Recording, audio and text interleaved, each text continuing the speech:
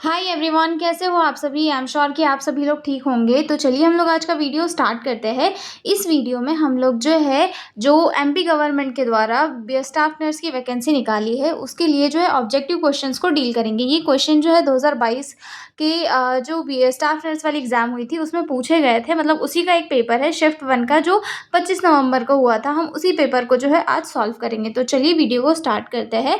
हम इस जो 100 क्वेश्चन है इसको 2 पार्ट में डिस्कस करेंगे। पहला पार्ट ये है, अगला पार्ट इसी के जस्ट बाद अपलोड होगा। तो आप लोग उसे भी ज़रूर देखें क्योंकि वो भी बहुत ही इंपॉर्टेंट होने वाला है। ठीक है, तो चलिए वीडियो को स्टार्ट करते हैं। पहला क्वेश्चन है, the abbreviation of ICD-10 in psychiatry is international classification of disease, Indian classification of disease, in term classification of disease और इंटरमिटेंट क्लासिफिकेशन ऑफ डिसीज। ठीक है, तो जैसा कि हमें पता है ICD-10 international classification of disease है। ठीक है, ये क्वेश्चन तो बहुत ही सिंपल था, तो ये आप सभी को आ जाएगा। ठीक है, अगली स्लाइड में इसका आंसर भी दिख रहा है। ये क्या है, इंटरनेशनल क्लासिफिकेशन ऑफ डिसीज है। ICD-10 एक टाइप का इंटरनेशनल डायग्नोस्टिक सिस्टम है जिसे वर्ल्ड हेल्थ ऑर्गेनाइजेशन ने बनाया है। इसका यूज़ डॉक्टर और psychiatric disease specially mental disorder को स्टैंडर्ड तरीके से क्लासीफाई और डायग्नोस करने के लिए करते हैं। ठीक है, समझ में आ गया ये क्वेश्चन। अब हम चलते हैं दूसरे क्वेश्चन के ऊपर। सेकेंड क्वेश्चन है, Abraham Maslow's hierarchy theory is also known as personality theory, intelligent theory, motivational theory और ट्रायल एंड एरर थ्योरी। ठीक है, तो जो ये मास्लो की जो थ्योरी है इसे मोटिवेशनल थ्योरी के नाम से जाना जाता है। क्यों, हम इसका रीज़न आगे देखते हैं। तो जो अब्राहम मास्लो की हायरार्की थ्योरी है वो ह्यूमन नीड्स को एक्सप्लेन करती है। यानी कि बेसिक से सेल्फ एक्चुअलाइजेशन तक ये जो थ्योरी है वो एक्सप्लेन करती है, क्योंकि ये है मोटिवेशन को मेजरली एक्सप्लेन करती है कि इंसान काम क्यों करता है। इसीलिए इसे मोटिवेशनल थ्योरी कहा जाता है। तीसरा क्वेश्चन है, which of the following is not considered as a neurotransmitter. First option है सेरोटोनिन, दूसरा ऑप्शन है प्रोथ्रोम्बिन, तीसरा ऑप्शन है डोपामाइन और चौथा ऑप्शन है नॉरएपिनेफ्रिन। ठीक है, तो जैसा कि हमें पता है सेरोटोनिन भी क्या होता है, एक न्यूरोट्रांसमीटर होता है। ठीक है, और उसके बाद जो हमें सी ऑप्शन है डोपामाइन भी एक न्यूरोट्रांसमीटर है और नॉरएपिनेफ्रिन तो न्यूरोट्रांसमीटर है ही। ठीक है, अब यहाँ पे हमें थोड़ा अलग शब्द कौन सा लग रहा है, प्रोथ्रोम्बिन। ठीक है, तो समझ में आया इसका आंसर क्या होगा, प्रोथ्रोम्बिन। ठीक है, हम आगे इसका आंसर देखेंगे।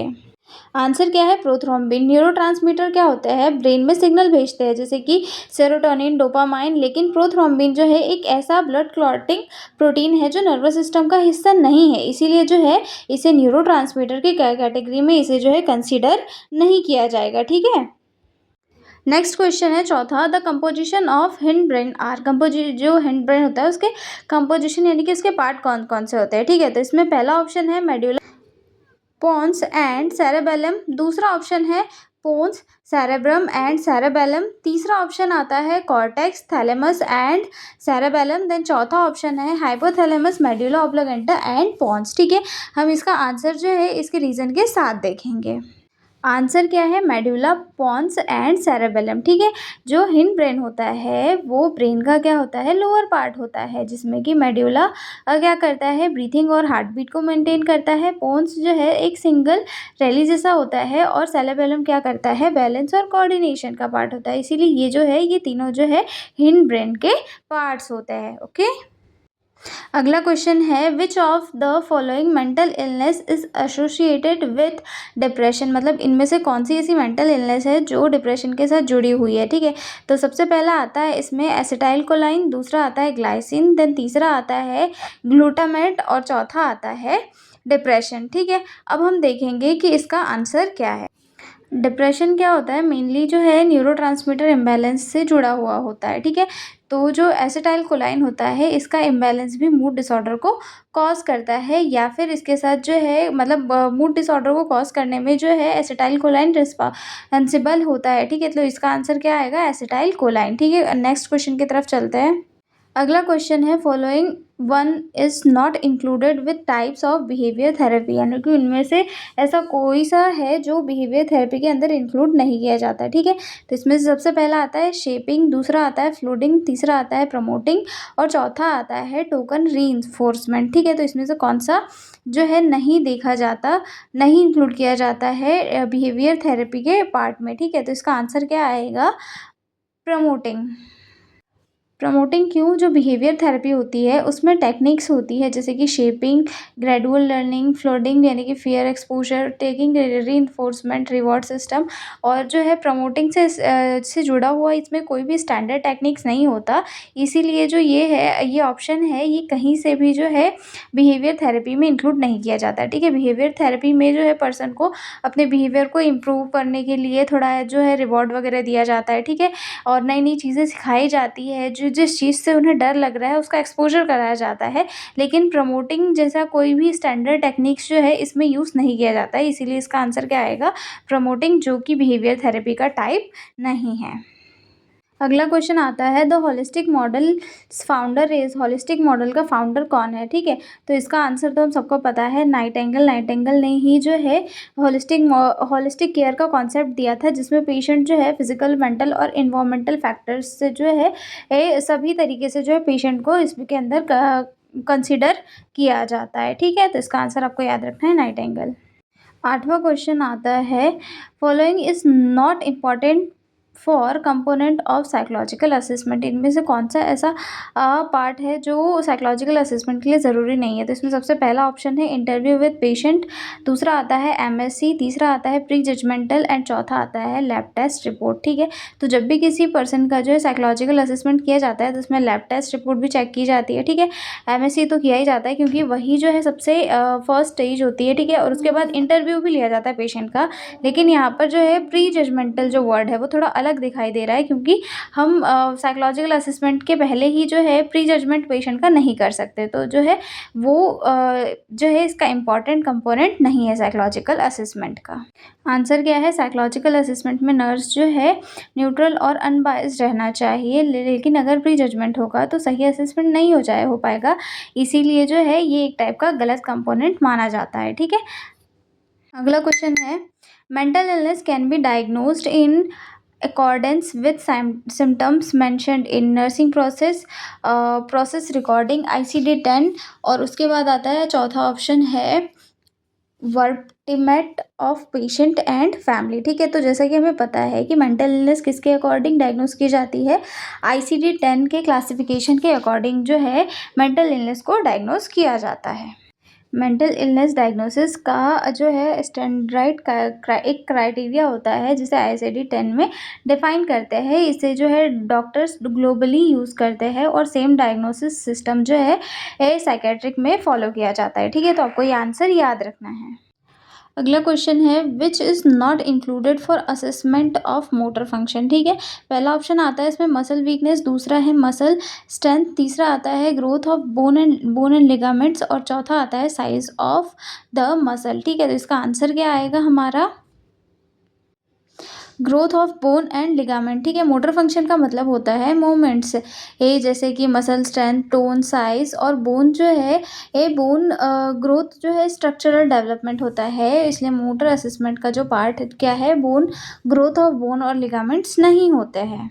अगला क्वेश्चन है द टर्म डिस्थेरियासिस रेफर्स टू, पहला ऑप्शन है इरिटेटिंग सेंस, सेकंड ऑप्शन है less level of sense, third option है डिफिकल्ट टू सेंस, चौथा ऑप्शन है एब्सेंस ऑफ सेंस। ठीक है, तो इसका आंसर क्या आएगा? आंसर क्या है? Irritating sense. ठीक है, डिस्थेसिया एक एबनॉर्मल सेंसेशन है जैसे बर्निंग, टिंगलिंग या पेन विथआउट स्टिमुलस। ठीक है, ये नर्व डैमेज या न्यूरोलॉजिकल डिसऑर्डर में देखा जाता है। अगला क्वेश्चन है what is the normal level of lithium in blood. ठीक है, पहला है 0.2 टू 0.5 ml। मैं इसमें डायरेक्ट आंसर बताऊंगी आपको। लिथियम का जो लेवल होता है वो 0.6 से 1.2 MEQ पर लीटर होता है, ठीक है। लिथियम ड्रग क्या है, एक मूड स्टेबलाइजर ड्रग है जो बाइपोलर डिसऑर्डर में यूज़ किया जाता है, ठीक है। इसका थेरेप्यूटिक रेंज जो है काफ़ी नैरो होता है, इसीलिए ये जो है इसका जो ज़्यादा लेवल काफ़ी टॉक्सिक हो सकता है पेशेंट के लिए। इसका जो है इसीलिए इसका मॉनिटरिंग करना बहुत ही ज़रूरी होता है। इसका मॉनिटरिंग किया जाता है, उसका नॉर्मल लेवल होता है 0.6 से लेकर 1.2 MEQ पर लीटर तक।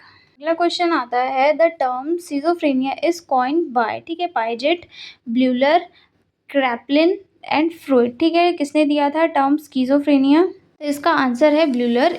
ईगन ब्यूलर ने सिजोफ्रेनिया टर्म को जो इंट्रोड्यूस किया था, और इसके पहले जो है इसे प्रेकॉक्स कहा जाता था, ठीक है। डिमेंशिया प्रेकॉक्स इसे इसके पहले जो है कहा जाता था, ठीक है। 14 नंबर का क्वेश्चन है, mister Kumar and mister Ramesh share delusional symptoms which disorder is this, ठीक है। ये क्वेश्चन पूछ रहा है कि मिस्टर कुमार और मिस्टर जो रमेश है वो दोनों जो है डिल्यूजनल सिम्टम्स को शेयर करते हैं, ठीक है। तो इनके अंदर कौन सा डिसऑर्डर होगा, ठीक है। पहला ऑप्शन आता है इसमें परसिस्टेंस डेल्यूजनल डिसऑर्डर, दूसरा ऑप्शन आता है इंड्यूस्ड डेल्यूजनल डिसऑर्डर, तीसरा आता है कैपग्रास डिसऑर्डर, और चौथा आता है एक्यूट साइकोटिक डिसऑर्डर। तो चौथा आता है इसका आंसर आता है इंड्यूस्ड डेल्यूजनल डिसऑर्डर, ठीक है। जब एक व्यक्ति का डिल्यूजन दूसरे व्यक्ति में ट्रांसफ़र हो जाता है, या इसे जो है शेयर्ड साइकोसिस भी कहते हैं, ठीक है। इसे जो है इंड्यूस्ड डेल्यूजन कहा जाता है। ये क्लोज इमोशनल बॉन्डिंग के कारण जो है मेजरली होता है। अगला क्वेश्चन है, a tendency to harm other physically और psychologically is called aggressive motive. इसका आंसर क्या आएगा, अग्रेसिव मोटिव, ठीक है। अग्रेशन का मतलब क्या होता है, दूसरों को हार्म करना, चाहे फिजिकली हो या मेंटली हो, ठीक है। और ये जो है ये ह्यूमन बिहेवियर का एक मोटिवेशनल एस्पेक्ट है, और इसे जो है एग्रेसिव मोटिव कहा जाता है। अगला क्वेश्चन है, which theory of emotion states psychological changes follow emotions, ठीक है। तो इसमें से कौन सी थेवरी है जो ये बताती है कि हमारे जो इमोशंस है वो हमारे फिजियोलॉजिकल चेंजेस में भी जो है अफेक्ट करते हैं, ठीक है। तो इसमें पहला ऑप्शन है कैनन बर्ड्स थेवरी, दूसरा आता है जेम्स लैंच थेवरी, और तीसरा आता है कॉग्निटिव थेवरी, और चौथा आता है इसमें स्क्लैटलर सिंगर थेवरी, ठीक है। तो इसका आंसर क्या आएगा, इस थ्योरी के अनुसार, जो जेम्स लैंच थ्योरी, इसके अनुसार जो है पहले बॉडी चेंजेस होते हैं, जैसे कि हार्ट बीट बढ़ना, फिर इमोशनल फील होता है, यानी कि डर लगना, ठीक है। यानी कि फिजियोलॉजी पहले होती है इस थ्योरी के अकॉर्डिंग, और इमोशंस जो है बाद में होते हैं। अगला क्वेश्चन है, which of the following is a cognitive symptom of stress. इनमें से कौन सा जो है कॉग्निटिव सिम्टम होता है स्ट्रेस का, ठीक है। तो इसमें पहला ऑप्शन है loss of ability to recall information, perception, attitude और अफेक्शन, ठीक है। तो इसका आंसर क्या आएगा, लॉस ऑफ रिकॉल एबिलिटी, ठीक है। स्ट्रेस जो है ब्रेन के फंक्शन को अफेक्ट करता है, जिससे मेमोरी, कंसंट्रेशन और डिसीजन मेकिंग वीक हो जाती है, और ये क्या होता है, कॉग्निटिव सिम्टम्स होते हैं, ठीक है। अगला क्वेश्चन है, psychological factor in physical illness is called psychology और साइकोजेनेटिक्स, साइकोसोमेटिक मेडिसिन और साइकोथेरेपी, ठीक है। तो आंसर क्या आएगा, साइकोसोमेटिक मेडिसिन, ठीक है। जब मेंटल स्ट्रेस या इमोशनल फिजिकल इलनेस जैसे कि बीपी, अल्सर कॉज करते हैं, तो उसे जो है साइकोसोमेटिक कहते हैं, यानी कि माइंड बॉडी का कनेक्शन, ठीक है। जैसे कि मेंटल स्ट्रेस की वजह से अगर कोई भी फिजिकल इलनेस हो रही है, जैसे कि मेंटल स्ट्रेस हो रहा है, उसकी वजह से बीपी बढ़ता है, ठीक है। और अगर स्ट्रेस है तो उसकी वजह से अल्सर भी होता है, तो उसे क्या कहते हैं, साइकोसोमेटिक कहते हैं, यानी कि माइंड और बॉडी का कनेक्शन क्या कहलाता है, साइकोसोमेटिक कनेक्शन कहलाता है। और क्वेश्चन हमसे क्या पूछ रहा है, psychological factor in physical illness, मतलब ऐसे कोई साइकोलॉजिकल फैक्टर जो फिजिकल इलनेस में यूज़ किए जाते हैं, ठीक है। तो इसमें साइकोसोमेटिक मेडिसिन यूज़ की जाती है, जिनसे कि मेंटल स्ट्रेस को कम किया जाता है, और फिजिकल बॉडी को मतलब फिजिकल बॉडी की जो फिजियोलॉजी है उसे ठीक किया जाता है। अगला क्वेश्चन है, galvanic skin response refers to, ठीक है। इसके ऑप्शंस है, पहला है कंडक्शन ऑफ स्किन, दूसरा है इलेक्ट्रिक सेंस टू स्किन, तीसरा ऑप्शन आता है bio electric conductance to skin, और चौथा ऑप्शन आता है skin damage due to heat, ठीक है। इसका आंसर क्या आएगा, गैल्वेनिक स्किन रिस्पॉन्स स्वेटिंग के कारण स्किन की इलेक्ट्रिकल कंडक्टिविटी ये चेंज को मेज़र करता है, ठीक है। इसका यूज़ जो है लाइट डायरेक्टर और स्ट्रेस मेजरमेंट में किया जाता है। अगला क्वेश्चन है arousal of cortex depend upon stimulation of. पहला ऑप्शन आता है इसमें रेटिकुलर फॉर्मेशन, दूसरा ऑप्शन आता है ईईजी सिंक्रोनाइजेशन, तीसरा ऑप्शन आता है कोऑर्डिनेशन ऑफ मसल, चौथा ऑप्शन आता है कॉर्टेक्स रीफॉर्मेशन, ठीक है। इसका आंसर देखेंगे रेटिकुलर फॉर्मेशन, इसका आंसर क्या आएगा रेटिकुलर फॉर्मेशन, ठीक है। रेटिकुलर फॉर्मेशन क्या होता है ब्रेन स्टेम में होता है और अलर्टनेस, कॉन्शियसनेस और वीकफुलनेस कंट्रोल करता है, ठीक है। कॉर्टेक्स एक्टिवेशन इसी पर क्या करता है डिपेंड करता है।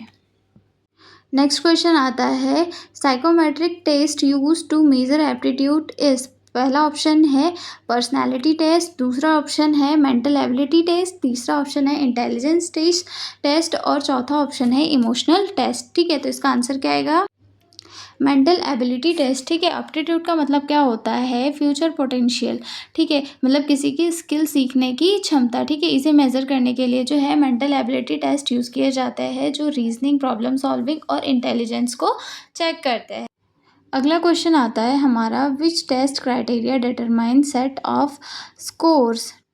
इसका आंसर का क्या आएगा नॉर्म्स, ठीक है। टेस्ट में जो है नॉर्म्स रेफरेंस स्कोर होते हैं जिनसे कंपेयर करके किसी भी पर्सन का परफॉर्मेंस इवोल्यूट किया जाता है, जैसे कि पर्सन एवरेज है या फिर अबव एवरेज है।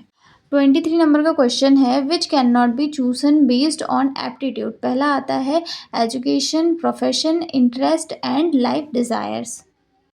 आंसर क्या आएगा लाइफ डिज़ायर, ठीक है। एप्टीट्यूड के आधार पर एजुकेशन, प्रोफेशन और इंटरेस्ट चूज़ किए जाते हैं, लेकिन लाइफ डिज़ायर जो है एक पर्सनल चॉइस होती है हर किसी की, तो जो है जो एप्टीट्यूड के ऊपर डिपेंड नहीं करती। अगला क्वेश्चन आता है aspect of mental health except, ठीक है।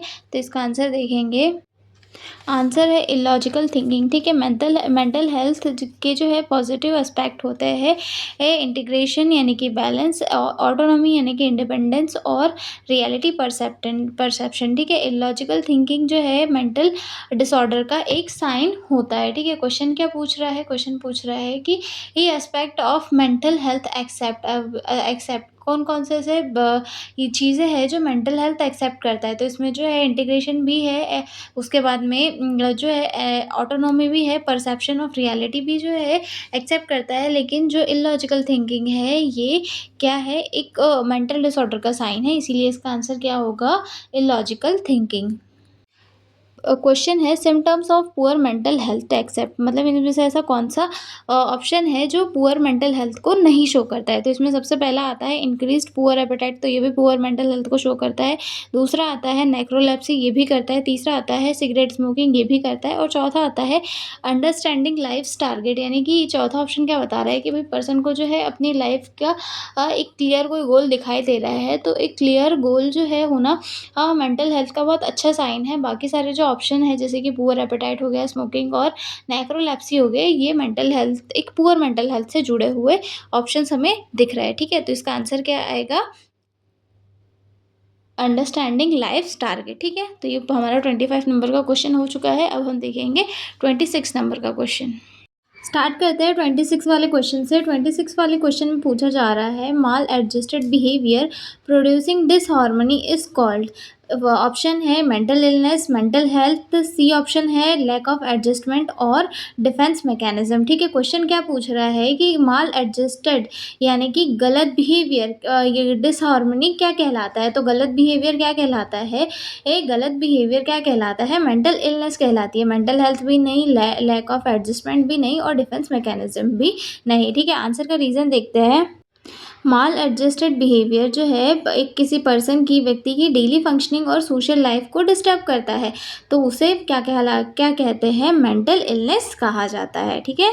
अगला क्वेश्चन देखते हैं 27 नंबर का क्वेश्चन है defence mechanism is also called hero worship is. ये क्वेश्चन पूछ रहा है जो हीरो वॉरशिप है वो किस डिफेंस मैकेनिज्म को कहते हैं, ठीक है।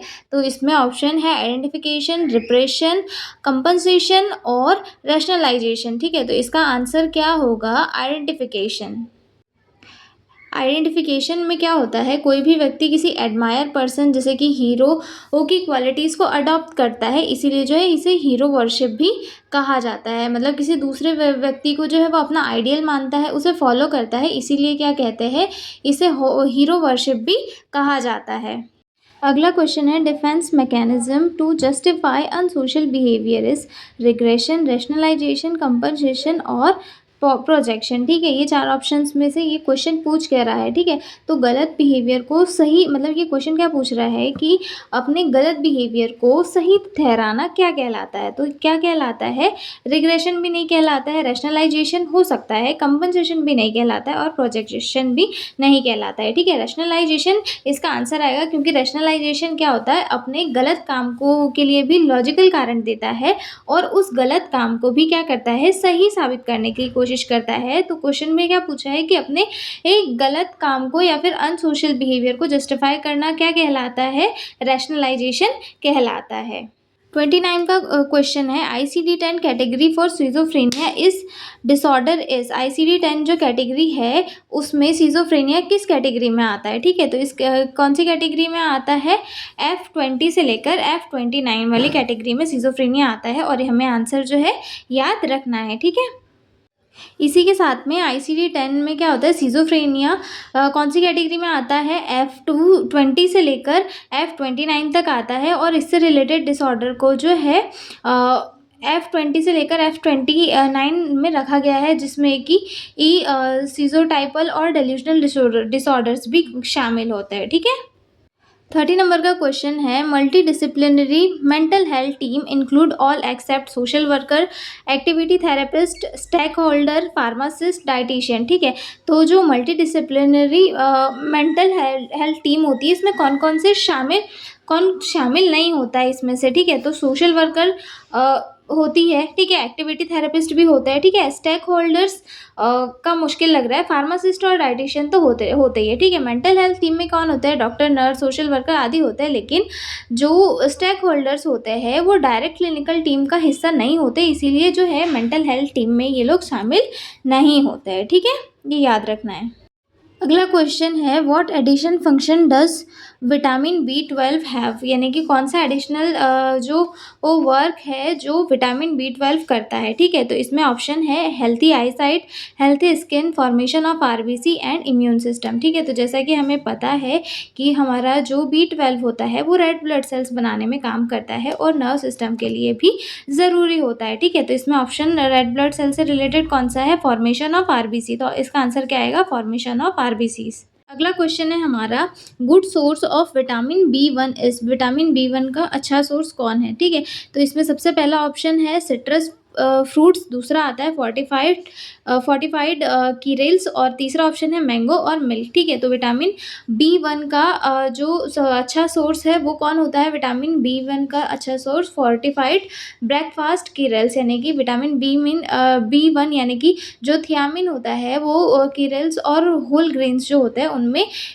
अधिक मात्रा में पाया जाता है और साथ में जो है ये एनर्जी मेटाबॉलिज्म में हेल्प भी करता है, तो इसके लिए इसका आंसर क्या होगा, फोर्टिफाइड कीरेल्स। ओके, अगला क्वेश्चन है, mode of obtaining food for growth is called. ठीक है, मतलब कि फूड से एनर्जी लेने की प्रोसेस क्या कहलाती है, तो फूड से एनर्जी लेने की प्रोसेस क्या कहलाती है, न्यूट्रिशन कहलाती है। न्यूट्रिशन एक ऐसी प्रोसेस है जिसमें हमारा जो बॉडी होता है वो फूड से एनर्जी और ग्रोथ और रिपेयर के लिए न्यूट्रिएंट प्राप्त करता है, तो इस प्रोसेस को क्या कहते हैं, न्यूट्रिशन कहते हैं। ठीक है, आंसर आपको याद रखना है।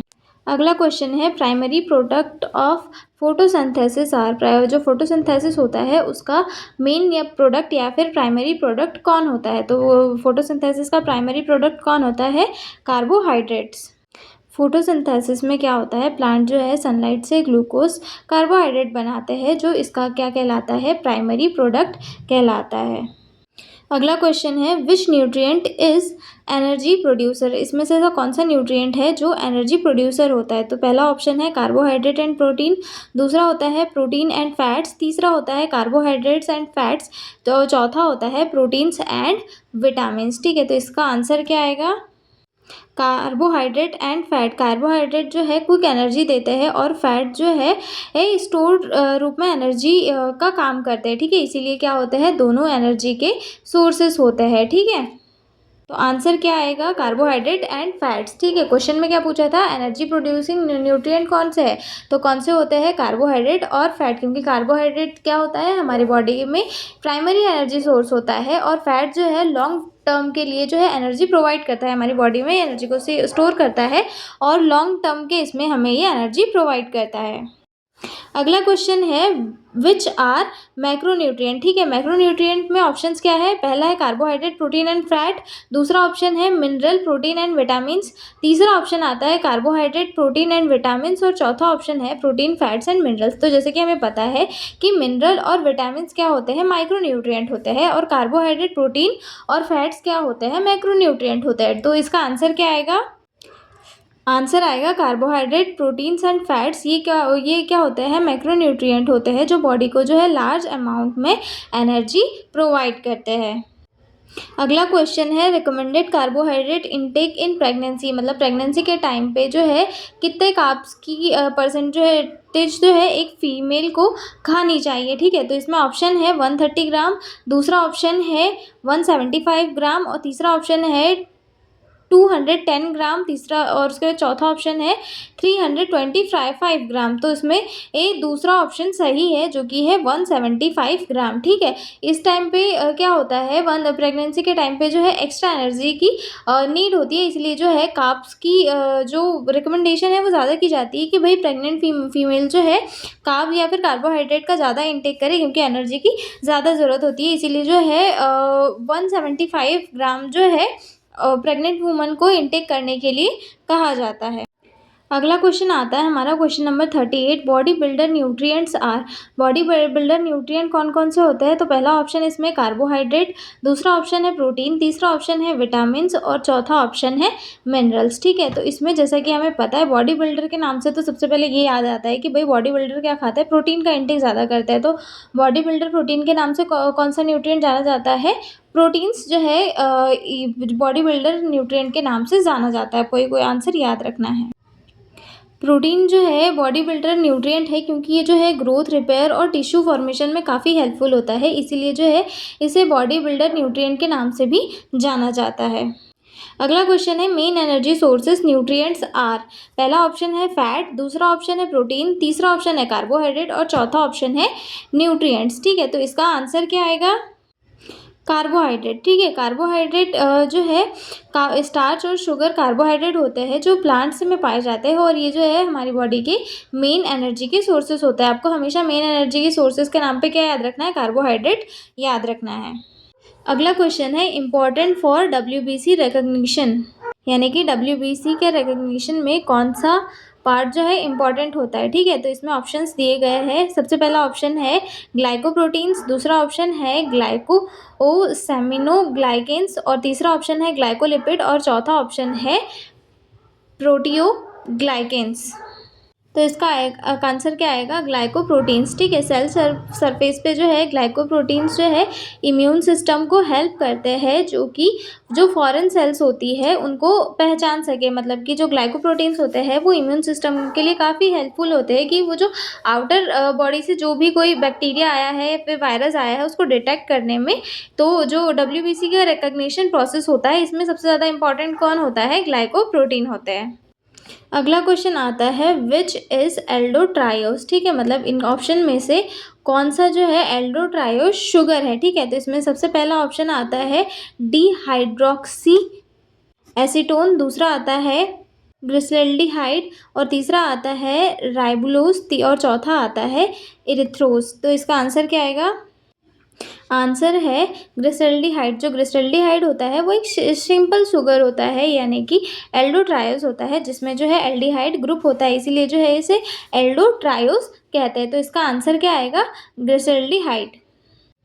अगला क्वेश्चन आता है general formula of carbohydrate is. जो कार्बोहाइड्रेट है उसका जनरल फार्मूला क्या होगा, ऑप्शन है CH2ON, दूसरा ऑप्शन है C2H5OH, तीसरा ऑप्शन है CO2 और डी ऑप्शन है H2O।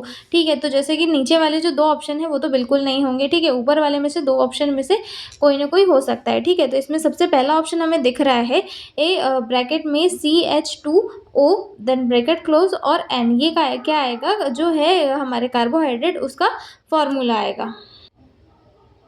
अगला क्वेश्चन है, first cotton mill in India was established at, जो इंडिया है, इंडिया में पहली कॉटन मिल कहाँ पर बनी थी। ठीक है, तो इसका आंसर क्या आएगा, कोलकाता। ठीक है, इंडिया के अंदर जो कॉटन मिल थी वो 1854 में कोलकाता में स्थापित हुई थी, जो इंडस्ट्रियल डेवलपमेंट की शुरुआत थी। आपको ये क्वेश्चन याद रखना है, किसी भी एग्जाम में पूछा जा सकता है। अगला क्वेश्चन है, best source for trans fatty acid, trans fatty acid के लिए सबसे अच्छा सोर्स कौन सा है। ठीक है, तो इसमें सबसे पहला ऑप्शन क्या दिया है, वेजिटेबल, दूसरा ऑप्शन दिया है ग्राउंड नट और तीसरा ऑप्शन दिया है फ्रूट्स, चौथा ऑप्शन दिया है डेयरी प्रोडक्ट। ठीक है, तो इसका आंसर क्या आएगा, डेयरी प्रोडक्ट, क्योंकि जो ट्रांस फैट होता है वो प्रोसेस फूड और डेयरी प्रोडक्ट में ही पाए जाते हैं, जो हेल्थ के लिए काफ़ी हार्मफुल होते हैं। अगला क्वेश्चन आता है हमारा 45 नंबर का, which is an essential amino acid, essential amino acid कौन से होते हैं। ठीक है, तो पहला ऑप्शन आता है इसमें, पहला ऑप्शन है हमारा एस्पार्टिक एसिड, दूसरा ऑप्शन है हमारा एलेनिन, तीसरा ऑप्शन है एस्पेराजिन और चौथा ऑप्शन है ग्लूटामाइन। ठीक है, तो इसका आंसर क्या आएगा। अगला क्वेश्चन है हमारा, full form of RCT is, RCT का फुल फॉर्म क्या है। ठीक है, पहला ऑप्शन है रेंडमाइज्ड कंट्रोल ट्रायल, दूसरा ऑप्शन है रैपिड कॉल टेस्ट, तीसरा ऑप्शन है रेंडमाइजेशन कॉल ट्रायल, चौथा ऑप्शन है रैपिड कंट्रोल ट्रायल। ठीक है, तो इसका आंसर क्या आएगा, रेंडमाइज्ड कंट्रोल ट्रायल। RCT जो है रिसर्च का सबसे रिलायबल मेथड है, जिसमें पार्टिसिपेंट को रैंडमली ग्रुप्स में डिवाइड किया जाता है, ताकि जो है बायस कम हो और जो हमारी रिसर्च है वो बहुत ही अच्छे तरीके से हो, बिना किसी जो है डिस्टर्बेंस के अनबायस्ड हमारी जो रिसर्च हो। तो रेंडमाइज्ड कंट्रोल ट्रायल के अंदर क्या होता है कि जो सैंपल्स होते हैं वो मतलब रैंडमली ग्रुप्स के फॉर्म में लिए जाते हैं, मतलब ग्रुप्स को रैंडमली डिवाइड कर दिया जाता है और जो है उससे जो है रिसर्च प्रोसेस को आगे कंडक्ट किया जाता है। अगला क्वेश्चन है हमारा, qualitative research data can not be represented by quality terms concept और नंबर। ठीक है, तो इसमें क्वेश्चन क्या पूछ रहा है कि जो क्वालिटेटिव रिसर्च होता है वो क्या रिप्रेजेंट नहीं करता। ठीक है, तो इसमें सबसे पहला ऑप्शन है क्वालिटी, दूसरा ऑप्शन है टर्म और तीसरा ऑप्शन है कॉन्सेप्ट और चौथा ऑप्शन है नंबर। तो इसका आंसर क्या आएगा, नंबर्स। ठीक है, qualitative research subjective data, opinion और एक्सपीरियंस के आधार पर किया जाता है। ठीक है, इसे नंबर्स में एक्सप्रेस नहीं किया जा सकता। अगला क्वेश्चन है हमारा, sampling method giving equal chance is, question पूछ रहा है कि जो इक्वल चांस देने वाली सैम्पलिंग होती है वो कौन सी होती है। तो ऑप्शन है पहला कंसिक्वेंसेस सैम्पलिंग, दूसरा आता है पर्पसिव सैम्पलिंग, तीसरा आता है सिंपल रैंडम सैम्पलिंग और चौथा आता है स्नोबॉल सैम्पलिंग। ठीक है, तो जिसमें सबसे आंसर कौन सा आएगा, आंसर क्या आएगा, simple random sampling. Simple random sampling में क्या किया जाता है, हर किसी इंडिविजुअल को चांस होता है कि वो रिसर्च प्रोसेस में पार्टिसिपेट कर सके। ठीक है, इसमें जो है हर एक को प्रॉपर चांस दिया जाता है, इसलिए आपको ये याद रखना है। अगला क्वेश्चन आता है हमारा, इंटायर पॉपुलेशन इज कॉल्ड, पूरी पॉपुलेशन क्या कहलाती है। पहला ऑप्शन आता है इसमें टारगेट पॉपुलेशन, दूसरा ऑप्शन आता है सैंपल, तीसरा ऑप्शन आता है एक्सेसिबल पॉपुलेशन, चौथा ऑप्शन आता है टोटल वेरिएबल। ठीक है, तो इसका आंसर क्या आएगा, टारगेट पॉपुलेशन। टारगेट पॉपुलेशन जो है वो पूरा ग्रुप होता है जिस पर रिजल्ट्स जो है अप्लाई किए जाते हैं। ठीक है, तो आंसर क्या आएगा इसका, टारगेट पॉपुलेशन। को क्वेश्चन क्या था कि हमारी जो पूरी पॉपुलेशन होती है वो क्या कहलाती है, तो हमारी जो पूरी पॉपुलेशन होती है वो टारगेट पॉपुलेशन कहलाती है। अगला क्वेश्चन हमारा, सेलेक्टिंग एवरी किथ केस इज, मतलब कि अलग अलग मतलब किथ जो एलिमेंट होता है, यानी कि या तो सिर्फ 5वां या फिर 10वां या फिर 15वां, ऐसे किथ एलिमेंट को जो है सिलेक्ट करना क्या कहलाता है। तो इसमें पहला ऑप्शन आता है मल्टी स्टेज सैम्पलिंग, दूसरा आता है सिंपल रैंडम सैम्पलिंग, तीसरा आता है स्ट्रेटिफाइड सैम्पलिंग और चौथा आता है सिस्टमैटिक सैम्पलिंग। ठीक है, तो जैसा कि हमें पता है कि जो सिस्टमैटिक सैंपलिंग होती है इसके अंदर जो है एक फिक्स पर्सन चुना जाता है, यानी कि या तो 5वां या तो 5वां फिर 10वां फिर 15वां फिर 20वां। तो इसका आंसर क्या आएगा? Systematic sampling. ओके। ठीक है, तो ये हमारे 50 क्वेश्चन हो गए। हम 50 क्वेश्चन जो है अगले वीडियो में देखेंगे, ठीक है?